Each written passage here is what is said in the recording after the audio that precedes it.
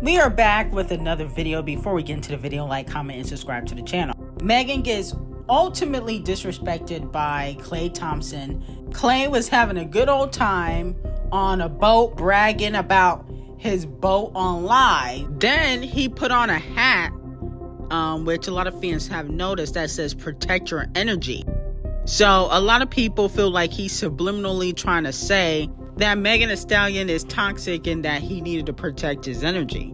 Is that what he's trying to say? I'm like, damn, he must not really give an F that he cheated on Megan, basically. Now, Partisan Fontaine seems to chime in, and he basically clapped back at the Megan Thee Stallion fans and also kind of clowned Megan for being a hoe, basically. Last time niggas came in here talking all that shit on my shit, I felt back. I ain't gonna lie, I felt back. I stopped posting as much. I stopped, cause I didn't want niggas thinking I was doing this or saying that or trying to be this way. Like I did. Not happening again. For 3 years, like, you know what I'm saying? Y'all have kept me involuntarily on this email thread of this damn show, even though my character hasn't been on the show in 3 seasons. In 3 seasons, my character hasn't been on this show. You know what I'm saying? I've been replaced multiple times. But y'all wanted to keep me updated. You know what I'm saying? I can't do nothing online without seeing a picture of the new character. And I think the new character turned to the villain. Now y'all don't like that nigga either. But anyway, none of my business. Y'all kept me here. Y'all kept me involved in this shit. Now, Party, why did you have to be messy and say that your character has been replaced 3 or 4 times and holding up your fingers, counting how many people Megan has been with after you? You just messy. Goodness gracious. Can she catch a break? We know Megan likes to spread that punani around. Okay, the memes have shown it all over social media, but we can't act like men don't sleep around either. You know, Megan might be sleeping around, but men in the industry sleep around too. So I don't understand why people only calling Megan Thee Stallion a hoe. And in my opinion, I think Partisan Fontaine wants Megan Thee Stallion back. He would not be giving this any type of attention if he didn't want Megan's coochie on his lips. Okay, let's be very clear. He's giving this attention because I'm sure he's happy that Klay Thompson played Megan and he thinks he can get back in Megan's good graces. That's what is given, in my opinion. Now, moving on from that, Gold Derby predicts that Cardi B's I Am Ugly album is locked in for Best Rap Album nomination at the 2027 Grammys. Some calling it the current frontrunner thanks to the Little Miss Drama Tour success. Also, she could possibly receive a nomination for Safe for Best Melodic Rap Performance featuring Kalani, and Pretty and Petty and Airtime could be nominated for Best Rap Performance. So let me know how y'all feel about it. Here's the thing. I feel like albums, yes, of course, tours matter. We're not going to pretend like tours don't matter. But I feel like if you're going to nominate an album, the album has to be a solid project for it to get a nomination. It can't just be, oh, it's the front runner because y'all pretended the tour sold out. Okay, when y'all was giving out free tickets. And now all of a sudden, tours matter. When Nicki Minaj did the Pink Friday 2 tour, her album never got nominated. Okay, and she has the highest grossing female rap tour of all time. And Republic Records did submit her album, and she didn't get no nominations. Okay, she outsold Cardi B's first week sales. She outsold Cardi B when it comes to the tour. She outsold Cardi B and everything else. She has more daily streams, monthly streams than Cardi B ever will. And she didn't get no nominations, okay? And Republic submitted her music. So now all of a sudden, tours matter when it comes to Grammys. All of a sudden, that matters now. It's funny. I personally think that this would be a setup to get Cardi B dragged, low-key, because I don't think her album was, and I didn't even like J. Cole's album, but I don't think her album was better than J. Cole's or Baby Keem's. Definitely not Baby Keem's. And I don't think her album is definitely not going to be better than Drake's. But Drake, he don't participate in the Grammys. If Drake participated, the Grammy automatically would be his. If he participated, right? So maybe this year, he finally will submit his music, but usually Drake doesn't. But the point of the matter is, I feel like it would be a setup because her album was not better than Baby Keem's or even Don Toliver's.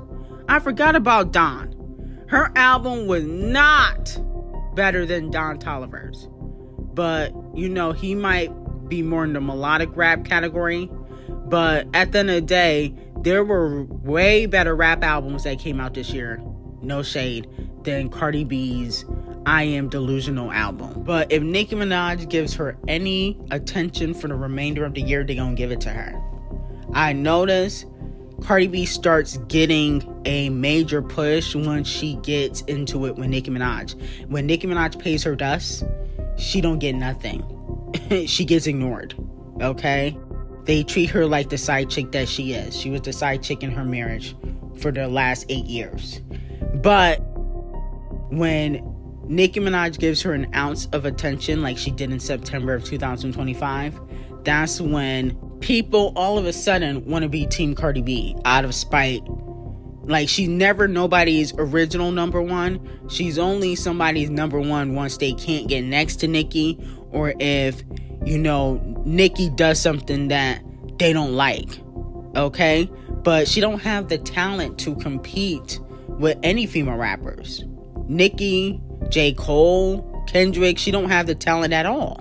Now, fans are also calling out Megan Thee Stallion for drinking at the club after, you know, her and Klay Thompson split up.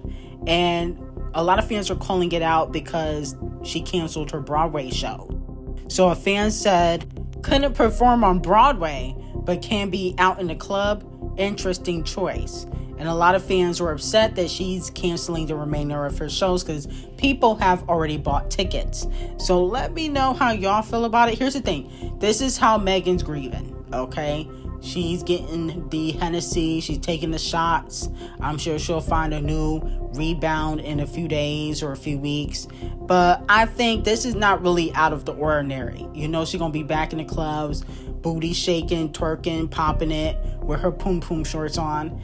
Because at the end of the day, she's not getting married. She's not going down the aisle like she thought.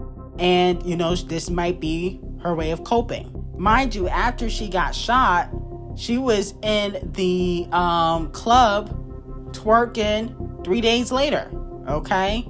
Or, you know, on a boat. I think it was in the club or on a boat twerking, you know, taking Hennessy shots 3 days later. Like, that's how Megan grieves. But anyway, moving on from that, DojaCat needs to come to the front of the congregation because allegedly DojaCat and her team are giving out free tickets because her shows aren't selling out. What's going on?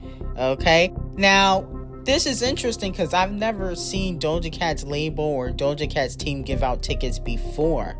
So it's very interesting that they're doing it for the V tour that, you know, she's currently on. And, you know, I know a lot of celebrities give out free tickets. It's not just like Cardi B and DojaCat. But I feel like it's very interesting that she's doing this now that V flopped. Like, we haven't heard DojaCat sell out any shows. We haven't heard that. Touring data has not reported that. They report everybody else selling out shows. They have not reported DojaCat selling out any shows. Now, in hindsight, DojaCat's last tour, Scarlet, did gross $46.1 million, and allegedly, based on predictions, she's supposed to gross more than that on the V tour, but we still haven't heard about her selling out or nothing like that. You know, they talked about Nicki Minaj, Cardi B selling out.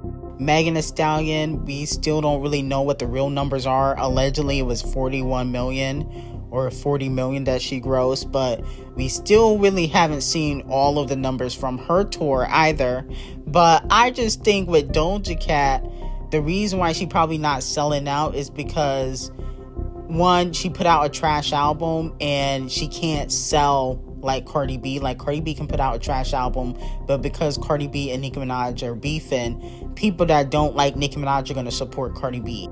DojaCat doesn't really have that type of momentum behind her, okay, because she shies away from beef. Maybe she should hop into beef and sell some records, because her shying away from the beef, it ain't selling nothing, okay? But I am going to see DojaCat. I'm going to go support DojaCat. The reason being is because even though I think V was trash, well, I don't think V was trash. I'm not going to say it was trash, but I don't think it was that great of an album. It was okay. But she's a phenomenal performer. We'll never take that away from her. Now, moving on to Chris Breezy and Riri. Allegedly, Chris Breezy has reached out to Rihanna since she recently liked a post where it was a skit about Chris Brown and Usher Stadium Tour. Now, before Melissa Ford was receiving flack by Rihanna fans for listening to Chris Brown and going to his tour last year, but Riri is cool with it and allegedly planning on, seeing his tour in the next few months. Now, he reached out not because he wants her to come to the tour. Obviously, I think a lot of celebrities are probably going to be there, but because he is offering to write for Rihanna. He wrote Disturbia by Rihanna, and I think he probably would have wrote more songs for Rihanna, because Chris Brown do write, if they had not fallen out, if he had not cheated and beated on her and done a lot of other stuff. I think they probably would have had a great working relationship. So let me know if you guys would be here for it. Now, I'm definitely here for Rihanna and Chris Brown getting into the studio, but the song gotta be fire. I don't want none of that Party Next Door Rihanna mess. Okay, and what I mean by that is I think in 2018, 2019, she put out a song with Party Next Door. That shit was trash. Garbage. So I don't want to hear none of that, or unfortunately I would have to give them lashings, and that's just that. No shade. So if he come, he better come hard. Okay, you need to come how the dream comes from Beyonce. The dream never writes no flops for Beyonce. He always gives her his best work. Okay, now Chris Brown, I don't think he's as great of a writer as the dream. Like, I don't want to stretch that, but I do think he's a good writer. Now, moving on from that, according to reports, allegedly Chris Brown and Usher's planned R&B tour, which is supposed to kick off in June, could be at risk of cancellation due to reported disagreements between both artists' management teams over revenue splits and percentage shares. Now, hopefully this is not true, because this tour is about to be iconic for both Usher and C Breezy, and usually you handle any type of revenue splits before you announce the tour, not during.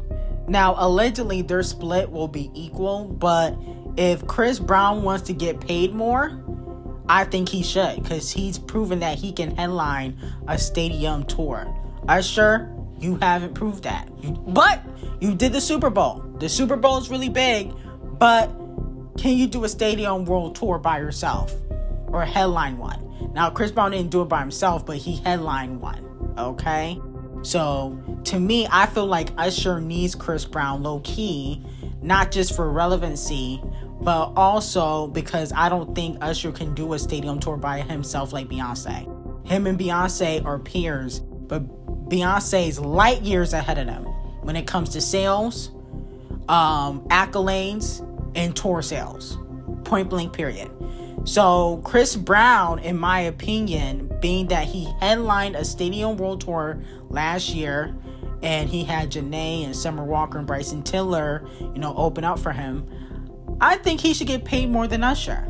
Okay? Now, in my opinion, Usher does have a better overall catalog than Chris Brown, in my opinion. When we're talking about album, not singles, albums, catalog, he got a better catalog, but Chris Brown's more relevant. Okay? Usher can drop a song today, it may not even chart, if we're being honest. But I think he has an overall better catalog, and he has a diamond album. So allegedly their split will be, 50-50 equal. You know what I'm saying? Like, nobody's gonna get paid more than the other. But if Chris Brown want to get paid more, I think he should. Only because right now he's more relevant than Usher. Now, oh my goodness, DaBaby dropped the Pop That Thing remix with Gorilla, Pissy Face Carisha, Young Toilet Seat, and YK Nice. Now, in my opinion, the remix is completely trash. I don't like the remix at all. But I'm like, damn, it is not a good week or month for Megan. Her music flopping. She gets dumped by Klay Thompson. And then on top of that, she had to cancel her Broadway shows. And Gorilla working with DaBaby after DaBaby exposed that he fucked her. Wow. It is real nasty out here. Like, goodness gracious. Megan can't catch a break. But on the flip side, the remix is trash. I like the original. I do not like the remix at all. I think Gorilla could possibly stay. He should have called Scratch Off. And honestly, he should have called Megan. Low key. He should have called Megan. Even though hindsight, she not really fuck with him like that. So I do have to give DaBaby 100,000 lashes for this trash remix. But anyway, I got some very hot tea on Zeus and Jocelyn Hernandez, Clay and Megan, and David the singer on Patreon. Link will be in the description. Have a great day.